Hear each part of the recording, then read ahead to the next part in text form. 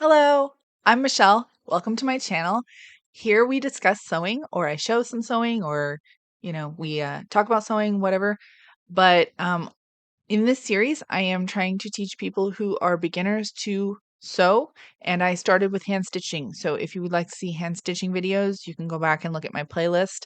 But this video is talking about sewing patterns and what you need to know about them. They may just be a big question mark to you. They may be intimidating. It might be what's stopping you from learning how to sew. In that case, I hope that I can address any questions that you have and make them less of a question mark. So, hi there, Editing Michelle here. I know this is a really long video, so I've put in chapters in the description, and there should also be chapter markings in the video bar. Thank you. So, let's get going. So when you go to the store to pick out a pattern, if you go to the store, you can also do them online. I actually buy a lot of mine online. I prefer the PDF versions now. But in the store, the primary three pattern companies that you're going to find, well, actually, they are all one company now. They sell under simplicity.com. But the primary three brands you're going to find are the Butterick, McCall's, and Simplicity. And on the front of these packages, if you get the physical packages, they're always going to have a picture of the items that you can make. They're going to obviously have their brand, the pattern number, which for each company, it'll start with a letter, a different letter. So Butterick is always a B. Simplicity's doesn't have a letter on theirs. And McCall's is usually M. And it might have different letters behind it, but they always have numbers on them. So you're going to find that, and you're going to find your size that's included in the package. The packages come in different sizes. You can find the same pattern for different size ranges. So make sure that you're picking the right size when you are picking up your pattern. And in order to pick out your size, it's going to have a size chart either on the back of the pattern or it may be on the little flap. But your body measurements, if you can see that, will be listed. And I'll show you how to measure for those measurements so you can pick out the right pattern size. So for our measuring, we are going to first measure our bust. That is, we are going to measure across the apex or the largest part of the chest. It's important to make sure that you'll be wearing whatever undergarments you're going to wear with the final garment that you're making. For example, a bra. If you're going to wear one, you want to wear the one that you would typically wear with this item. For the waist, we are going to measure around the narrowest part of the torso. For me, that is right below my ribs.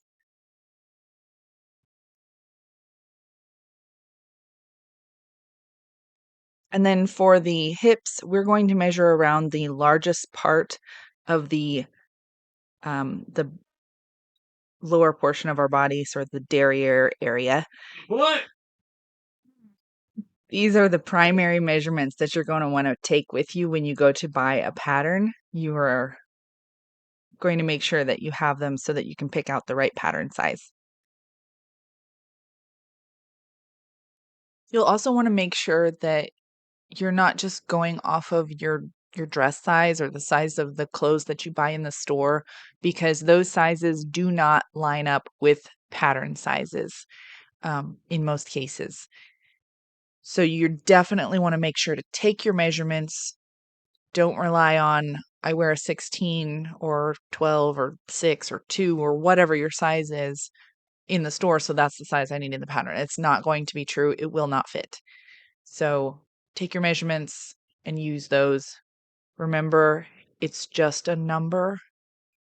So the number does not equal who you are. So I had my husband look over a pattern to see what questions he had about it. And one of the questions he asked was, what is combinations? It says combinations right there. That is just the different size ranges that come in each package. I'll show a close-up picture here. But each package has a marking on the front, and it just lists the sizes that are included under each marking. So if you pick up a pattern and it's not in your size range, you can look at the back of it under combinations and find out what package you need for your size. And that's all that combinations means. So something that holds people back a lot from making their own clothes is, what if your measurements don't line up with the measurements on the package? And there's ways around that. So typically, you would want to pick a size that one of your measurements falls in range for, and then you will need to do some adjustments or tailoring to make the rest of the pattern fit you.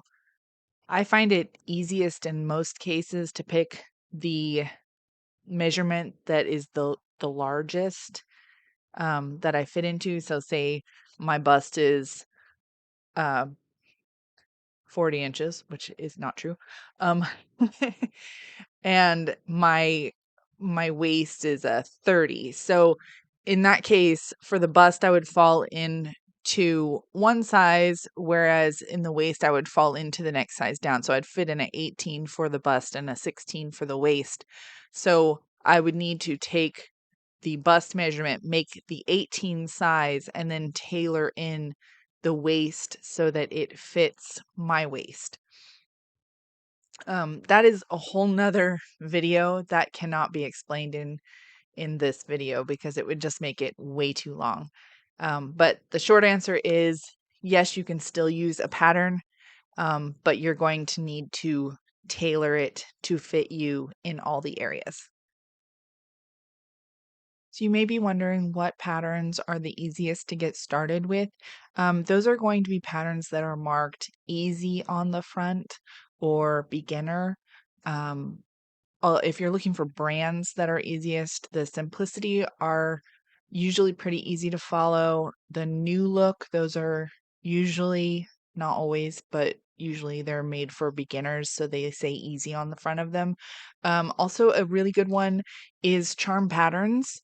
Um, they have a very detailed book in each pattern if you buy the physical copy, and if you buy the digital copy, it has the same book. It's just, all PDF, but it looks intimidating because it's big. This is the instruction manual, and in the manual it has ways um that it explains how to adjust the pattern to fit you.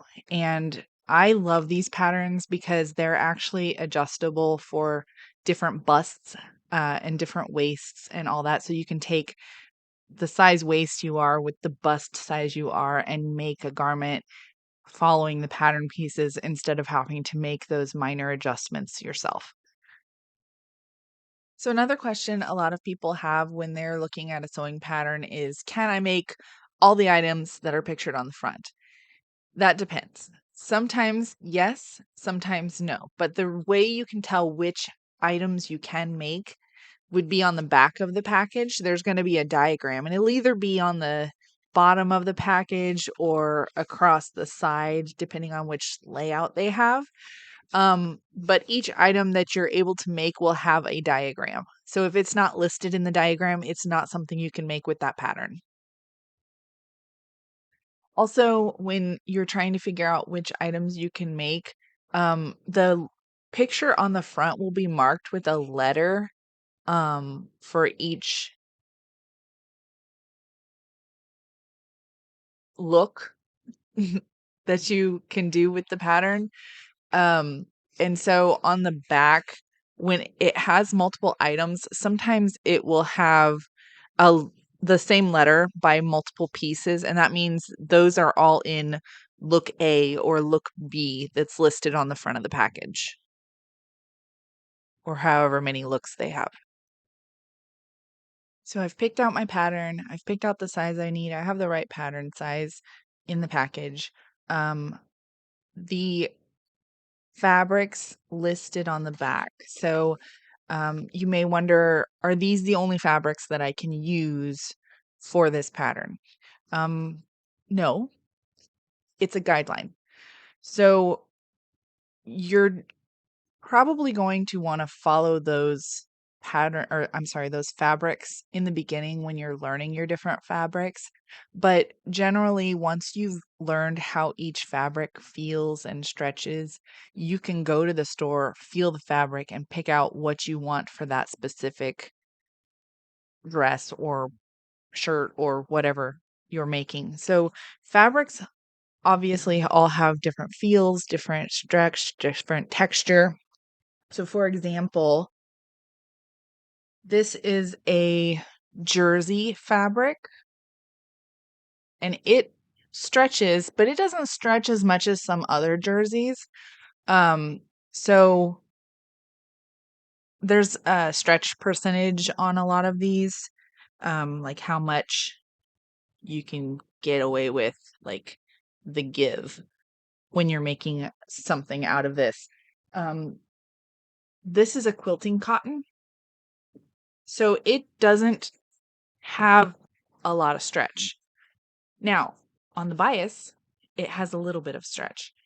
And you're going to learn, like I said, you're going to learn these feels as you continue your sewing journey. That's the thing about fabrics. You're going to want to try to learn what kind of fabrics have what kind of stretch and feel to them so that you can compare them to the fabrics on the back of your pattern. Because if you can look at that and say, well, this says that I need satin, it doesn't say stretch satin, it just says satin, so I need something soft, shimmery, and flowy. You can go to the fabric store and pick out something that's similar. It doesn't have to be satin. So how do you know how much fabric you need? You're going to look at the back of your pattern and you are going to use your measurements to find the size that you want to make. And then that column underneath that size will have different listings for the fabrics that you need. So this one has fusible interfacing. So if I was making it 18, I would need 1 3/8 yards of fusible interfacing. If I'm going to make the lining of the dress, I would need 7/8 of a yard for this particular one. And then the fabric up here, it says I need 3 1/8 if it's 45 inches and 2 3/8 if it's 60 inches. Now, what are those 45 and 60 inches? Those are the width of your fabric. So if I'm going to the store and I'm picking out fabric, they come in different widths. And you can see that on the top of the bolt that they are on. It'll tell you how wide they are. And generally, those are 45 inches or 60 inches. They also come in different sizes. But if you're getting secondhand fabric, you're going to want a measuring tape so you can make sure that your fabric is the correct width and that you have enough of it.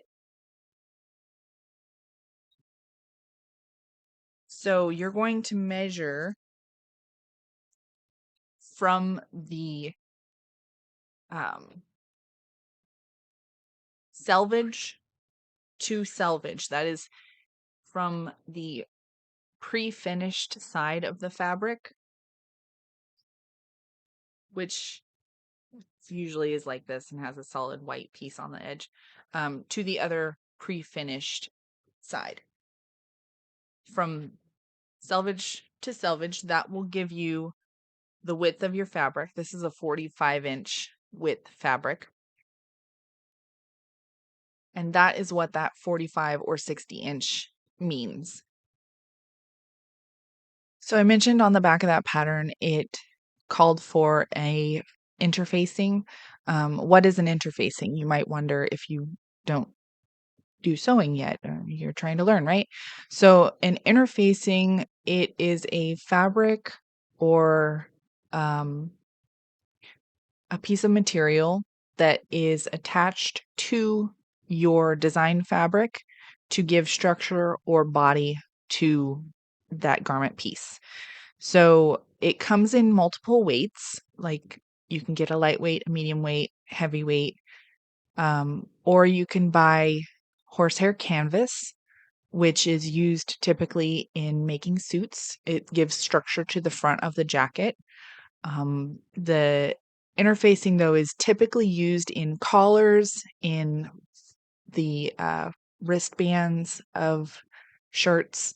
It's used in waistbands of pants and skirts. It's used in those areas that need more structure than the fabric would typically have by itself.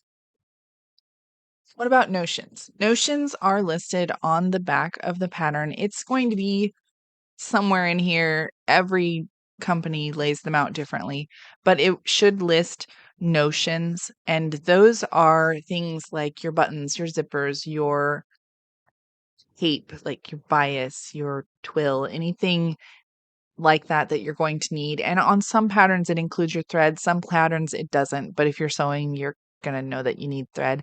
And you're going to want to get thread that matches your fabric so that the seams aren't as noticeable if that thread is showing. Another question my husband had on the back of the Vogue pattern I showed him, it says unsuitable for obvious diagonals, which you probably can't see that, but it's right in there. And then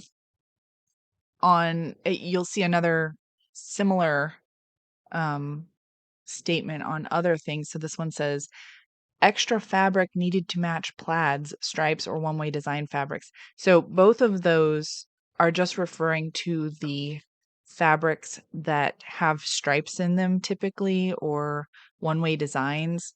So the unsuitable for obvious diagonals, that means that it's going to look noticeable if you're using something with stripes. And the extra fabric needed to match plaids and stripes. A lot of people, when they're sewing their garments, they will try to line up those stripes and points on the fabric so that the seams aren't obvious. I don't do that myself. I just lay them out, and if it comes out great, it comes out great, because I don't like to waste fabric. But that is a personal choice. If you are wanting to line up those stripes or the pattern on your fabric, you're going to need to get extra. And it doesn't specify how much extra, because it depends on what the pattern is on your fabric. So that would be something that you'd have to kind of be able to guess at in order to get the correct amount of fabric to match up all those lines. So what is a nap? On the back of your pattern, it will usually say with or without nap. And I used to really get confused by that. Now I totally ignore it, because I almost never sew with fabric that has a pile to it. But the nap is the direction in which the fibers lay for a fabric that has a pile. Something you're going to think velvet or velveteen, where it's got those little fibers that stick out. And if you brush them in one way, it's soft. And if you brush them in the other, it's not as soft. And if you lay those two pieces together, if you brushed one down and one up and you lay them together, they will look different when they're brushed opposite directions. So that's why it matters when you're using that kind of fabric.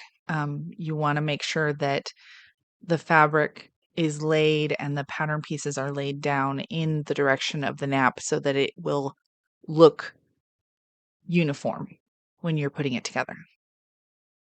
So now we're going to look inside our pattern package. If you're getting a PDF, all of this is going to be in your PDF file. You'll have instruction pages, and then you will have your pattern pieces that you have to cut out, tape together, and then you can use those.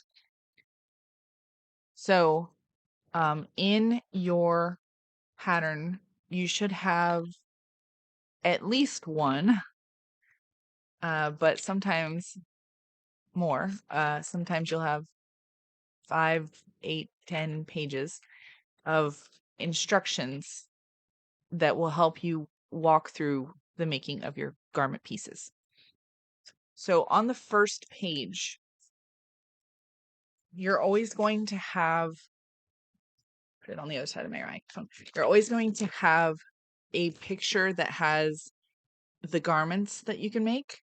And then you're somewhere on the page, you're going to have a diagram that shows the pattern pieces and a list of those pattern pieces. When you're looking at that list and you're trying to figure out what I need to cut out, because you won't need every pattern piece in the package typically. You're going to look for the pieces that have the item name on them, and if they don't have an additional letter or set of letters, then that piece is used for every item. But if it does have a letter listed behind it, it is only used for the item with that specific look.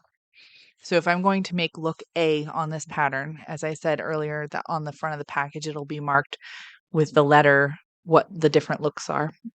So if I want to make piece A or look A, then I need all the pieces that are listed with an A behind it and all the pieces that do not have additional letters behind them. Also on this page, you're going to have a list of pattern markings.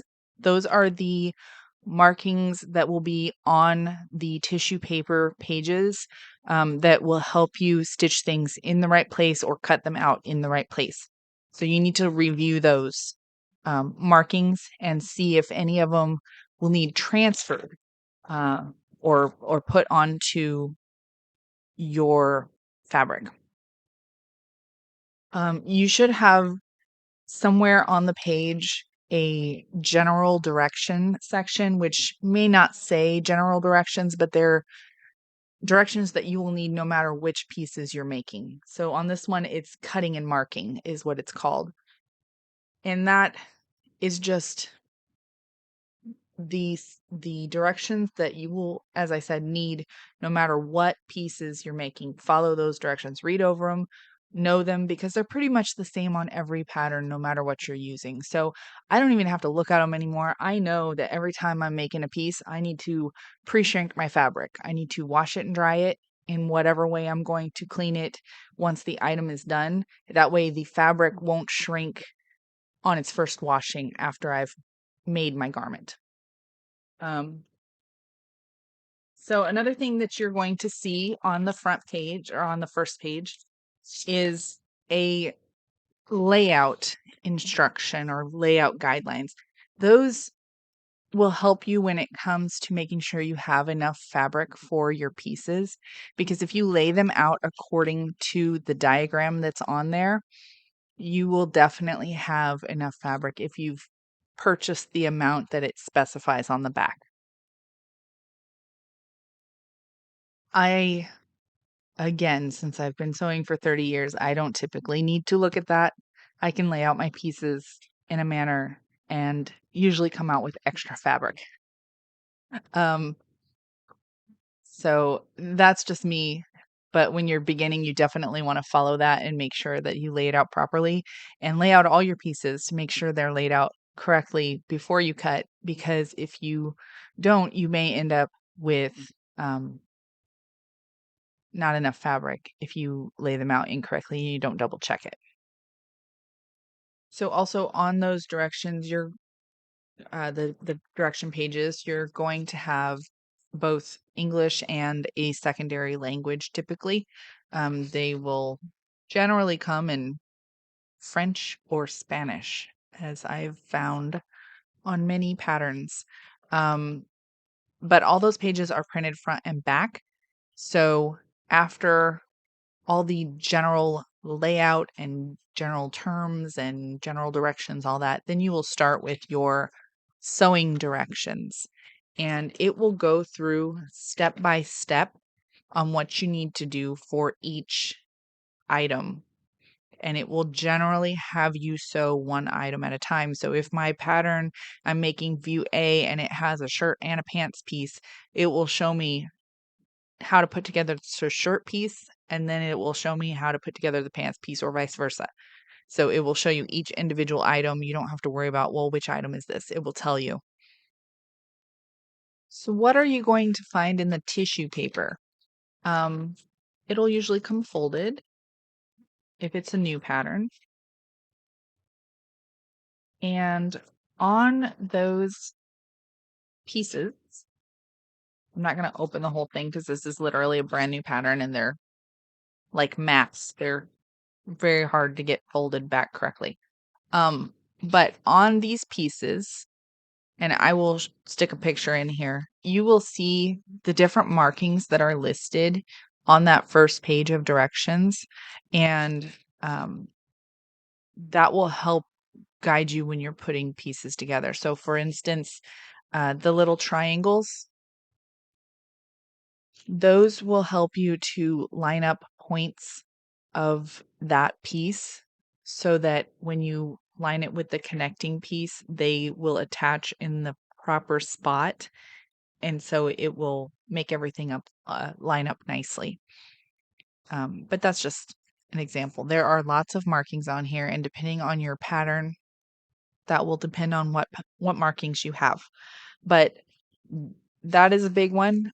Nearly every one of them has either a triangle like this, or it will have a little line or a slash on the edge of the pattern piece. And that just means you need to snip in that area so that you can line up those snip marks and line your pieces up properly. Another big one that is on nearly every one of the patterns I've ever used is the grain line marking. And that marking is just to tell you that that is the direction you want to lay your fabric when it comes to putting the pieces on your fabric piece. Because if you don't line those grain lines up properly, your fabric can sag at different spots because there are different grain lines that run across your fabric. So the grain line that the pattern is talking about will typically run the length of the fabric. So it's going to be the grain line that runs parallel to the selvage. There are also different grain lines. There is the cross grain, which is the one that runs the width of the fabric. And then there is your bias grain, which runs at a diagonal. So if you're looking at the selvage end of your fabric, it's a 45-degree angle from the selvage. That is your bias. And that bias grain line typically has a little give to it.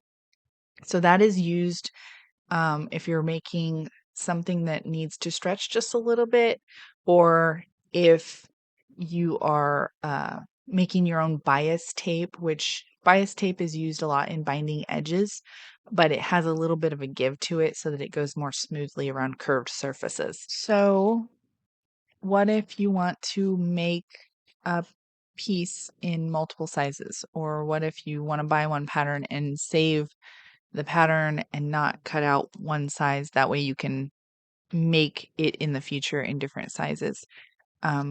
There are different options for that.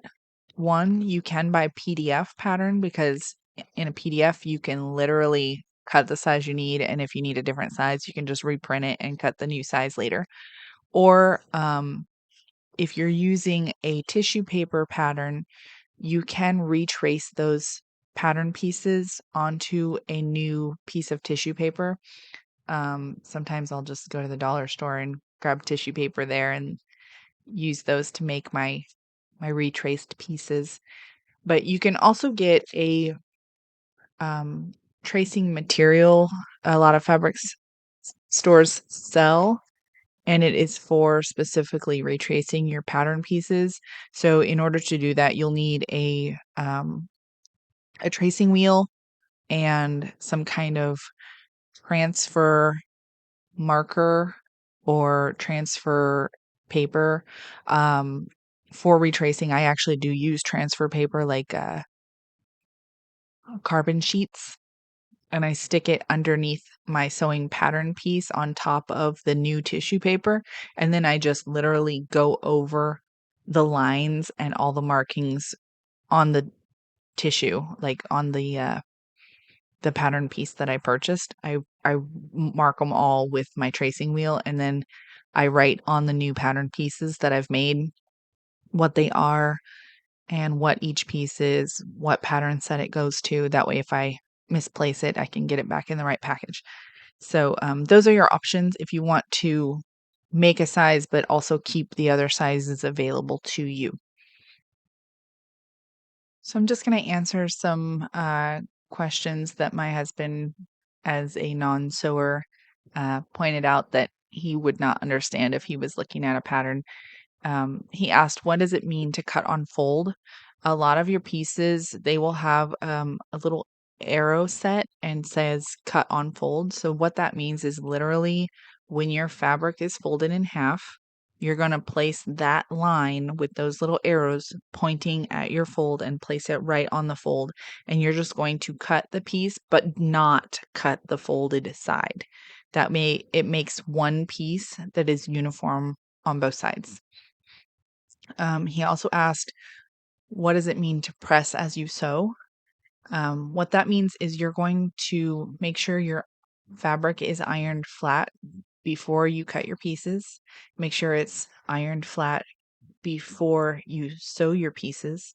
And then you're going to also, in a lot of cases, press your seams so that when you finish them, they are finished straight. It's just so that your piece, when it comes together, it looks neater on the edges. It doesn't look like all warped, as it will sometimes if you don't press it, or it might look more homemade if you don't press the fabric before you sew the piece. He also asked, what are the facings? So the facing is the finished part of an opening. So think of a dress shirt, and it has that piece down the front where the buttons and the buttons holes are.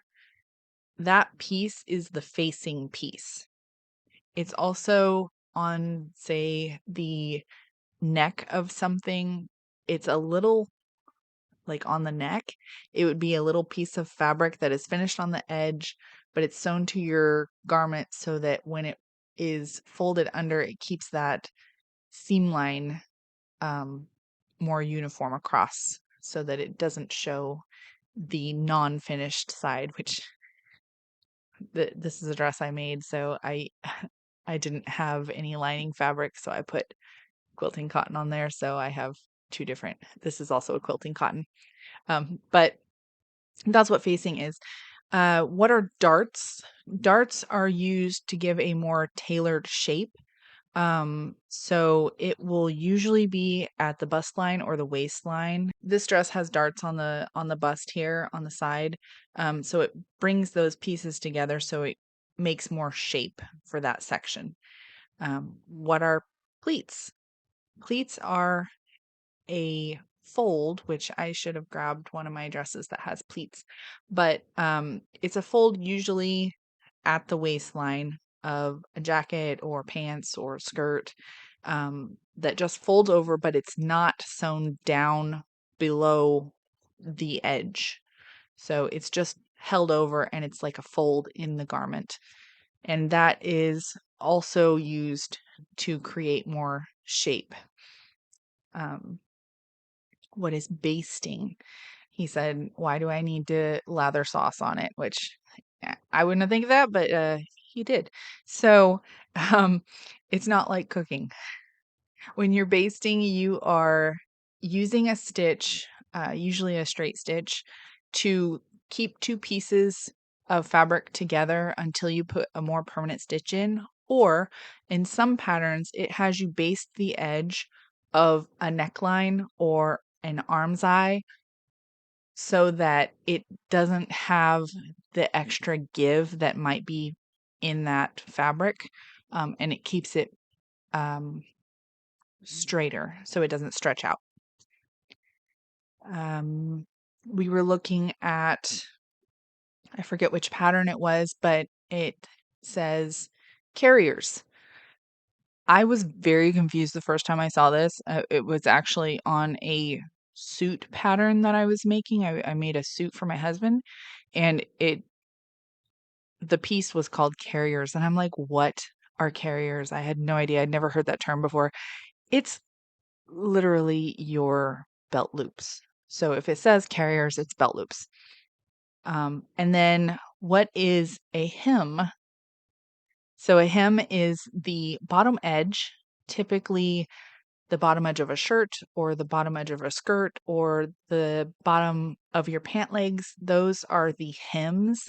And usually the way those are finished is they are double folded and then sewn down. That's not always how they're finished, but that is the typical finishing for a hem. Another question he had, well, it is not specifically about patterns. He said, why are there always so many pins everywhere?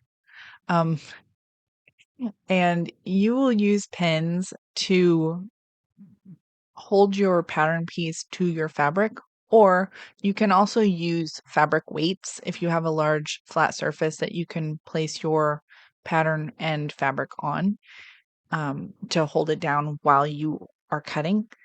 You will also need pins, though, in many cases, to hold the pieces of your pattern together as you're stitching so that they don't misalign.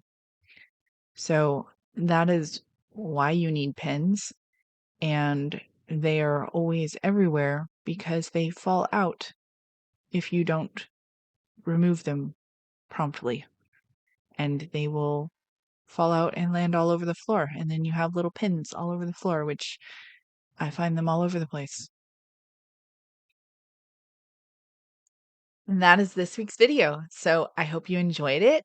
I hope I answered your questions. And if I didn't, if you still have some questions, then just stick them in the comments and I will totally read them. I'll try to address them in future videos. But for now, I hope you really enjoy watching me and you will come back. So if you would like to come back, make sure you give me a thumbs up, give click the subscribe button wherever it is on your screen. And I hope you have a wonderful day.